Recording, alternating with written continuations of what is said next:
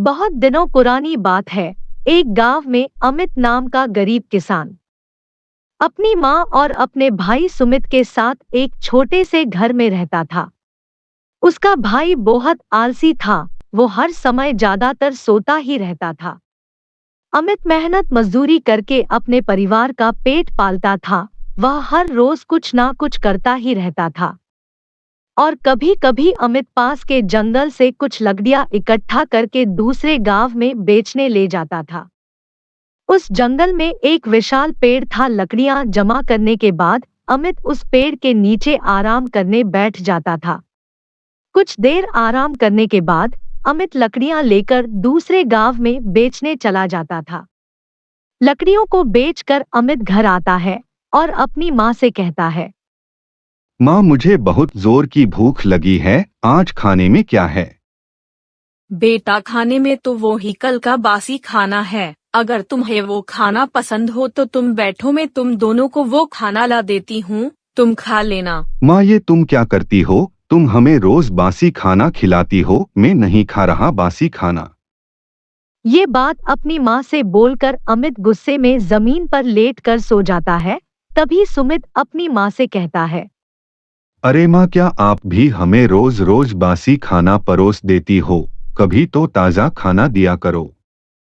सुमित बेटा, ऐसा नहीं बोलते हैं। जो भी प्यार से और समय पर मिल जाए उसे खा लेना चाहिए। अमित बहुत मेहनत करके पैसे लाता है जिससे हम सब बासी रोटियां तो खा सकते हैं। अभी हमारे पास इतना धन नहीं जो हम हर रोज ताजा खाना खा सकें। हमेशा की तरह अमित रोज जंगल में आता और सूखी लकड़ियां जमा करके पेड़ के नीचे बैठ जाता। लेकिन अमित आज बहुत ही ज्यादा चिंतित था। उसे समझ नहीं आ रहा था कि वह क्या करे। तभी वहां एक बाबा प्रकट हुए और अमित से बोले, क्या बात है मानव, बहुत उदास बैठे हो, कैसी समस्या में घिरे हुए हो? महाराज, मैं तो बहुत गरीब हूँ और बहुत परेशानी में बैठा हूँ। मेरा परिवार बहुत गरीबी में जी रहा है। हमें ताजा खाना भी नहीं मिल पाता है। हम सब लोग बासी खाना खाते हैं। अच्छा तो बेटा, तुम इतना परेशान हो, चिंता की कोई बात नहीं। तुम ये छड़ी अपने पास रख लो। महाराज, मैं इस छड़ी को अपने पास रखकर क्या करूँगा? ये तो एक मामूली सी छड़ी है। अरे बेटा, ये कोई मामूली छड़ी नहीं है, ये एक जादुई छड़ी है। इस छड़ी की मदद से तुम्हें जो खाना होगा मिल जाएगा। अच्छा बाबा, इस छड़ी से मुझे खाना मिल जाएगा और इसका मतलब मैं और मेरा परिवार कभी भूखा नहीं सोएगा। फिर तो ठीक है, आप ये छड़ी मुझे दे दो। अमित की ये सारी बात सुनकर बाबा ने वो छड़ी अमित को दे दी और फिर अमित से कहा, बेटा, एक बात याद रखना, इस छड़ी का इस्तेमाल दिन में सिर्फ एक बार हो सकता है। दिन में एक बार इस्तेमाल होने के बाद ये छड़ी अगले दिन ही काम करेगी। ठीक है बाबा, आपका बहुत बहुत धन्यवाद। मैं इस छड़ी का इस्तेमाल दिन में एक बार ही करूँगा। अब मैं चलता हूँ। मेरे घर पर मेरा भाई और मेरी माँ भूखे बैठे होंगे। बाबा को धन्यवाद बोलकर अमित खुश होकर वहां से अपने घर की तरफ चला जाता है और बाबा भी वहां से विलुप्त हो जाते हैं। अमित छड़ी लेकर खुशी खुशी अपने घर के अंदर आता है और अपनी माँ से कहता है, माँ देखो, आज मुझे ये क्या मिला है। क्या बेटा, एक मामूली सी छड़ी? इस छड़ी से तुम क्या करोगे?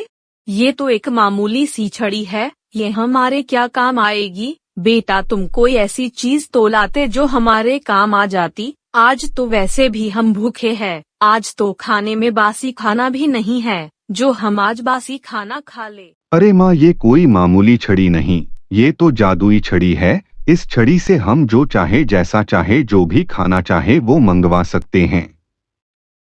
क्या कहा भाई, क्या ये सच में जादुई छड़ी है? अरे वाह, तो फिर खाना मंगवाते हैं। मुझे भी बहुत भूख लगी है और मुझे खाने में ताजी रोटी, चावल, पनीर, जलेबी और आइसक्रीम चाहिए।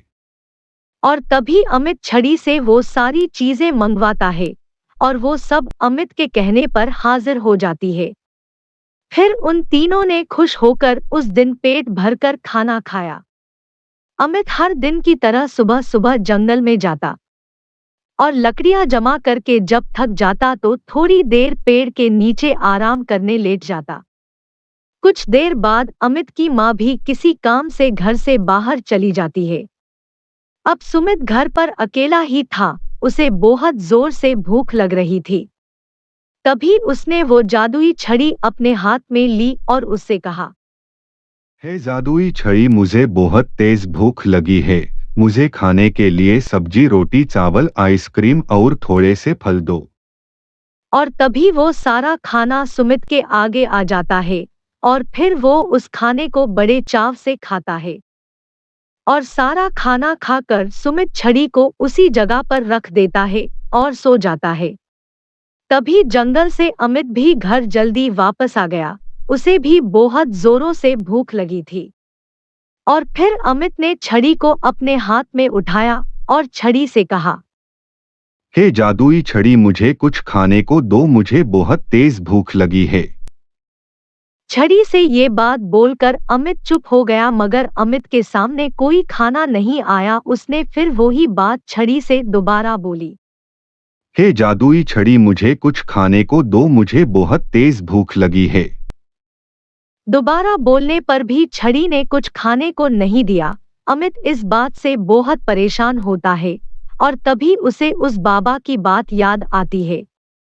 बेटा, तुम इस छड़ी का इस्तेमाल दिन में बस एक ही बार कर सकते हो। तब उसको बाबा की ये बात याद आई तो वो रोने लगा। तभी उसकी माँ भी घर पर आ गई। उसने देखा अमित बैठा हुआ रो रहा है और सुमित आराम से सो रहा है, तो उसने अमित से मालूम किया। क्या बात है अमित बेटा, तुम क्यों रो रहे हो? क्या हुआ है तुमको? उन दोनों की आवाजें सुनकर सुमित भी जाग जाता है और फिर अमित अपनी माँ से बताता है, माँ, मुझे बहुत जोरों की भूख लगी थी, इसलिए मैं घर जल्दी आ गया था। मगर सुमित ने मेरे आने से पहले ही छड़ी का इस्तेमाल कर लिया और खाना मांगा कर खुद ने अकेले ही खा लिया। अमित की ये सारी बात सुनकर उसकी माँ को बहुत गुस्सा आया और उसने सुमित से कहा, सुमित, तुमने ऐसा क्यों किया है? क्या बस तुम्हें ही ज्यादा भूख लगती है? हमें सिर्फ अपने बारे में ही नहीं सोचना चाहिए, हमें दूसरे के बारे में भी सोचना चाहिए। हमें जो भी मिला है उसको आपस में मिल बांट कर खाना चाहिए, चाहे वो थोड़ा हो या ज्यादा। खुद के बारे में सोचने वाला स्वार्थी कहलाता है। सुमित अपनी माँ की ये बात सुनकर रोने लगा और उसे अपनी गलती का एहसास भी हुआ और उसने दोनों से माफी भी मांगी। पर तब तक देर हो चुकी थी, क्योंकि अमित और उसकी माँ को सुमित के स्वार्थ की वजह से भूखा रहना पड़ा। तो बच्चों, हमें इस कहानी से यही सीख मिलती है कि हमें कभी भी स्वार्थी नहीं होना चाहिए और खुद से पहले परिवार के बारे में सोचना चाहिए। धन्यवाद। प्यारे बच्चों, अगर आपको हमारी वीडियो पसंद आए तो वीडियो को लाइक करें और हमारे चैनल को सब्सक्राइब करें।